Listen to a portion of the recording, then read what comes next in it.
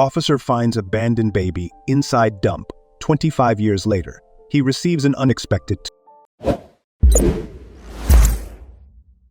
We can't know what will happen in the next moment, whether we'll still be alive or able to do the same things. Sometimes, we may not even see the next morning, and other times, we're lucky to enjoy every moment. But have you ever thought about meeting someone who smiled at you, even if it was just for a moment? If not, it's time to think about it and take action, my friend. Life is wonderful, and so are the people who are part of your journey. Let me tell you about Michael Boulay, a police officer who does his job the best he can. One day, something surprising happened to him. He was on duty in a very quiet and dangerous place in Santa Ana, California. This place was usually isolated, and officers kept an eye on it to make sure everything was calm. But one night, things got really chaotic.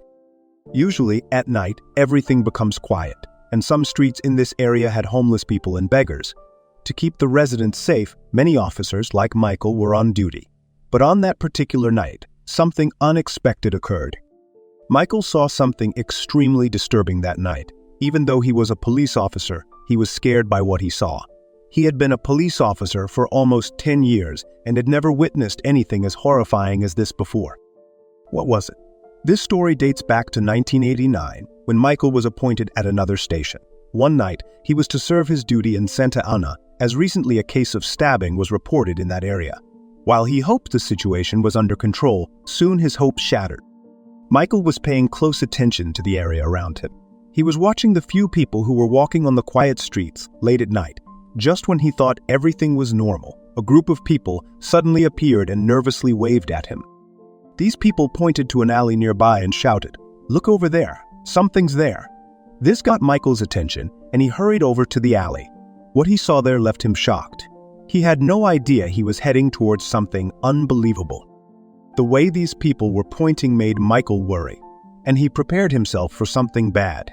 As he moved forward, he noticed that there was no one else around, and the alley was completely silent. But then, this quietness was interrupted by some strange sounds. The alley was strangely quiet, and Michael could even hear his own footsteps. The wind was blowing, and cicadas were chirping. As Michael stood still and listened carefully, he heard faint sounds that surprised him. What were these sounds? They were very quiet and hard to hear, like a cat meowing or something similar. Michael followed the sounds to the far end of the alley, and the sounds were coming from a dumpster.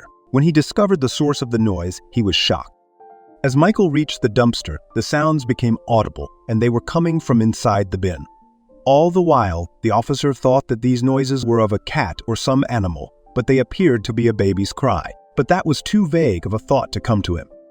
He disposed of his thoughts and quickly peeked inside the bin, and the sight shocked him. Michael immediately threw away the stuff that was in the dumpster, and the sounds grew stronger. As he reached the bottom of the bin, the source of the sound made the officer's head spin like anything, and he whispered to himself, "This is unbelievable. How can this be here?" The sight that left Michael breathless was that of a human baby abandoned in that dumpster. The faint sounds were indeed those of a baby crying. The police officer could not believe that someone could do something this inhuman to a newborn, but there was something more that panicked him. Michael was already not over the sight of finding the baby in a mess like that when he made another unbelievable discovery. The baby was dumped at the bottom of the dumpster, and he was lying on his stomach, almost choking. The little one was all covered in blood and dirt from the bin. And then he found something that needed immediate attention. The newborn not only needed some air to breathe and someone to look after, but he needed immediate medical help. The umbilical cord was still attached to the baby. The officer had to think on his feet and rush for medical help. Michael had never seen anything so terrible before. Despite being a police officer, he had a soft spot for the baby and couldn't bear to see the baby suffering. He called an ambulance but couldn't explain the situation due to his shock. Instead, he left his duty and went with the baby in the ambulance to the hospital. The doctors in the ambulance were worried about the baby's condition. The baby was very cold and turning blue, suffering from severe hypothermia. The chances of the baby surviving were slim. Would the baby lose their life before even experiencing it? The baby was taken to the intensive care unit, and the umbilical cord was cut. They provided the baby with oxygen and warmth to raise their body temperature. They gave the baby fluids and medicine. Everyone prayed and hoped for the baby's survival, but nobody was certain given the baby's condition. After almost 72 hours of observation, The baby's body temperature returned to normal. They started breathing and responding to the medical treatment. It was like a miracle, but it was just the beginning of the challenges this baby would face. What did fate have in store for them? One of the doctors informed the officer about the baby's recovery and even told him that the baby was really fortunate to have come across an officer like him, as he was born a few hours ago when Michael found him in the dumpster. She even said that they needed to give the baby a name. What happened next was quite beautiful. Michael held the baby in his arms and, with tears in his eyes, looked at him. The entire scene that happened that night came in front of his eyes.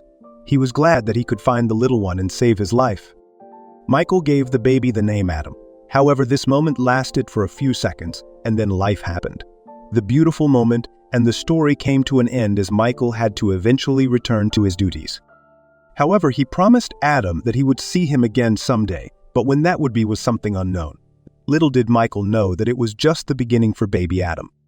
Baby Adam was handed over to the hospital authorities, and this news of the police officer saving the life of the baby he found in the dumpster garnered much attention via local news channels.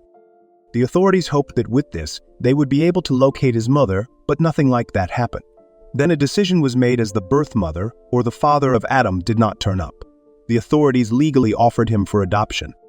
After following the legal process, luckily, a couple showed up to adopt Adam. Back then, even they didn't know what would happen in the future.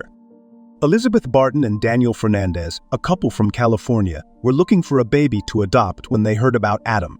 They couldn't wait to adopt him and have him as part of their lives, eventually completing their family.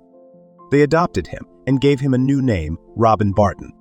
The Bartons knew how tough and horrible life was for Robin within hours of his birth. They did not want him to face anything like that ever again and showered their baby with all their love and care. They brought him up the best they could. As Robin grew up, he began asking questions about his past. His adoptive parents had never told him about his difficult early days. Despite their love, Robin eventually found his adoption papers and started seeking answers. His parents avoided discussing it, but couldn't keep it hidden as he became an adult. They worried about how he'd react to the harsh truth. Surprisingly, when Elizabeth finally told Robin the whole story about how he was found in a dumpster by Officer Michael Bulela and adopted after surviving hypothermia, he was initially shocked. But after calming down, Robin expressed his gratitude to the Bartons for giving him a good life. He also wanted to find and thank Officer Michael Bulela. Robin realized that Michael had retired from his service as a police officer. He served in Santa Ana for nearly 3 decades, and before his 50s, he retired. However, the other police officers who were still serving provided Robin with Michael's contact details. Decades later, Michael receives a call from Robin, and he couldn't believe that over the call was the same child all grown up and expressing his thankfulness. At last, Michael and Robin met once more, and they had nothing to say to each other. They just embraced each other in their arms. Robin had tears in his eyes. Michael was very happy to see Robin. He even told him that Michael, himself was an abandoned child, and he knew what it was like to grow up without your parents by your side. That night when he saw Robin, he knew that the baby deserved better. As the reunion of the police officer and Robin gained much attention, surprisingly after decades, Robin's birth father also got to know about him. Robin's birth father, Marcos Meza, too, reached out to Robin and met him, and there was a lot more to come. While Robin thought that he got to meet his birth father, he hoped to meet his birth mother as well. Unfortunately, it never happened. It was found out that Sabrina Diaz, a prisoner, was deported to Mexico, and around the 1990s, she abandoned her baby. After knowing this, Robin never held any grudges against her, as probably she did not want him to live a life in prison. I'm not angry or upset with her, and I forgive her because she was a young woman. Robin says he is very happy and content with his life at present. He never wishes to recall this misfortune that he had to experience in his past. He is forever grateful to Michael, who saved his life, and to the Bartons for all their love and care. What do you think of this story? Let us know in the comments section. Thank you.